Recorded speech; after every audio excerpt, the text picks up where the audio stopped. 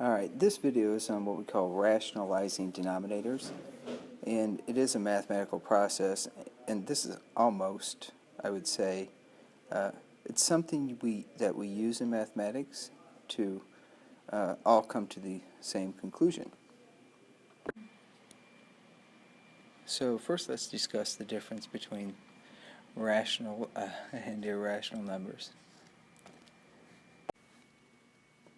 Alright, sorry we had a few interruptions here. So let's discuss the difference between rational and irrational, because the name of the section is Rationalize and Denominators. So we want denominators that are in this red line here, rational. And so rational numbers are anything you can write as a ratio, a fraction, like 3, 4, negative 23. Those are all rational because they can all be written as fractions. Now we aren't going to write them as fractions. It just means because they can be, those are classified as rational numbers. Now as a side note, there's a lot of other things that are rational. For example, any decimal can be written as a fraction, 3/10, as long as that decimal either is finite, it has an end, or it has a spot you can say it repeats. So like 0.6 doesn't have an end, it's 0.6 repeating, or 6 repeating after the decimal. But if it does repeat like that, then it is equivalent to a fraction. And the irrational numbers, the ones that we don't want in our denominators, are things like pi. Don't want pi in the denominator, it's not rational. Okay, I cannot write pi as a fraction. Square root of 2, I don't want him in the denominator. In fact, any square root, in fact, any cube root, once we get to cube roots, if I cannot cube root him, I do not want him in my denominator. Those are all irrational. They cannot be written as a fraction, no matter how hard you try. And some of you might argue, well, hold it, I can make root 2 be root 2 over 1. Well, that's a little disingenuous, because that's still not just a fraction of, they've got to be just integers.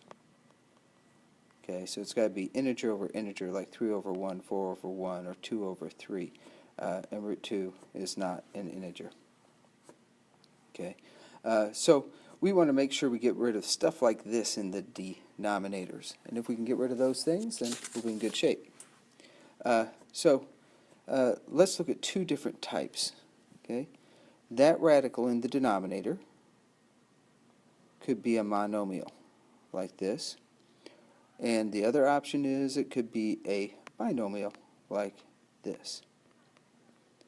And the method we use to eliminate them depends on whether we've got the monomial or the binomial.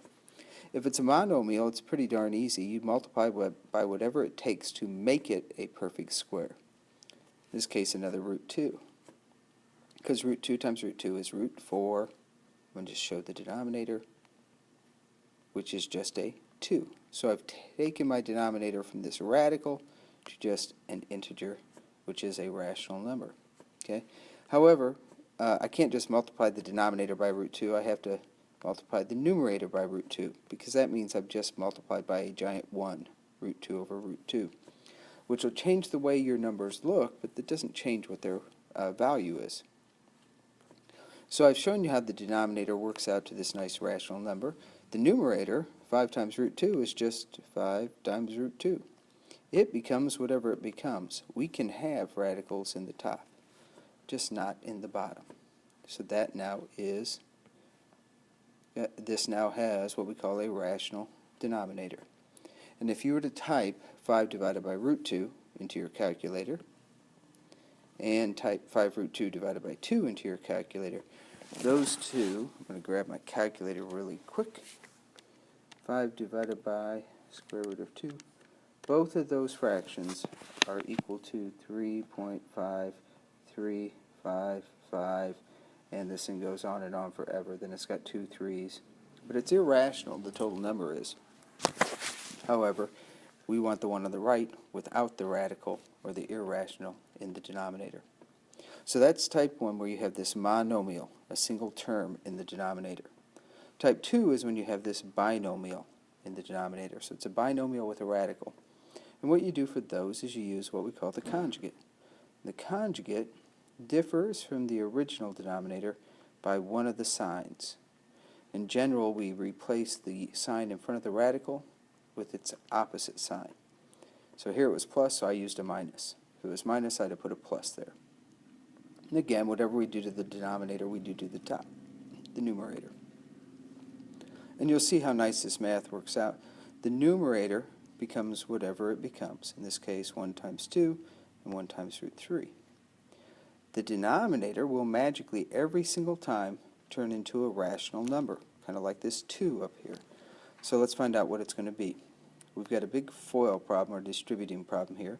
We take 2 times 2. We take 2 times negative root 3. We take root 3 times 2. And finally, we take root 3 times negative root 3. Again, 3's are both under the radical, so we multiply them and put the answer into the radical. If you continue to watch, there's our numerator again. You'll see in the denominator, this blue term, this red term are the same value but opposite signs, so they knock each other out. And this is minus 3. 9 square rooted is just a 3, and so I end up with 2 minus root 3 all over 1, which we normally would just put as 2 minus root 3. And again, the point is that initially I had a, see if I can get a highlighter here, get that yellow if I can. There we go. Initially I had this radical in the bottom, but now I don't have a radical in the bottom. In fact, I don't even have a denominator at all other than 1. And so that's our goal, to fix each fraction so that there's no radical or irrational number in its denominator. So I'll do a few more examples so you can hopefully get the feel for it. 6 over root 3. Don't want the root 3 in the bottom, so I multiply by root 3 over root 3. 6 times root 3 on top, root 9 on the bottom, 6 root 3 over square root of 9, and the 6 and 3 simplify to 2 root 3. And there is my simplified form with a rational denominator of just 1. Callie Miller to the office, please. Callie Miller to the office. 7 over 4 root 3. Don't want the root 3 in the bottom, so I'm going to multiply it times another root 3 to make it 7 root 3 on top and 4 root 9 on the bottom. 7 root 3. 9 is just a 3, so it's 4 times 3. So I get 7 root 3 over 12. Denominator is now rationalized.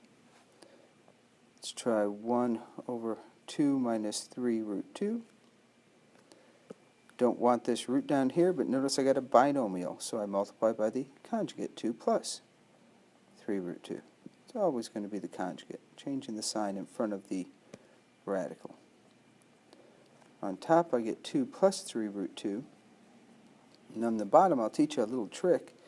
If you're multiplying conjugates together, it turns out the only factors or products that matter are the first and the last. Now be careful on that last. Negative 3 and positive 3 is negative 9, and root 2 times root 2 is root 4. Inside outside will always cancel. So there's my numerator again. On the bottom I get 4 minus, that's 9 times 2 right there, 18. So my final solution, 2 plus 3 root 2 over negative 14. Note the denominator, rational number, no radical left over. So I have simplified the expression and rationalized my denominator. And the very last one, let's try a really tough one. Root 5 minus root 3 over 5 plus root 2. Binomial in the denominator, so I multiply by the conjugate. Now, this one's a little bit tricky if you look at the numerators. You have to be very careful. So root 5 times 5. 5 on the outside, 5 on the inside. Root 5 times root 2. They're both on the inside, so I multiply inside. Root 3 times 5. 5's on the outside, root 3 is on the inside. Root 3 times root 2, they're both on the inside, root 6 when I multiply. Down here I do have conjugates, so again, I worry about the first terms and the last terms. So my final answer, none of the numerators are like radicals, so I leave them separate. On the bottom, that's 25 minus 2, or 23. Not a very pretty answer, Callie Miller to but the office. I no longer have the root in the denominator.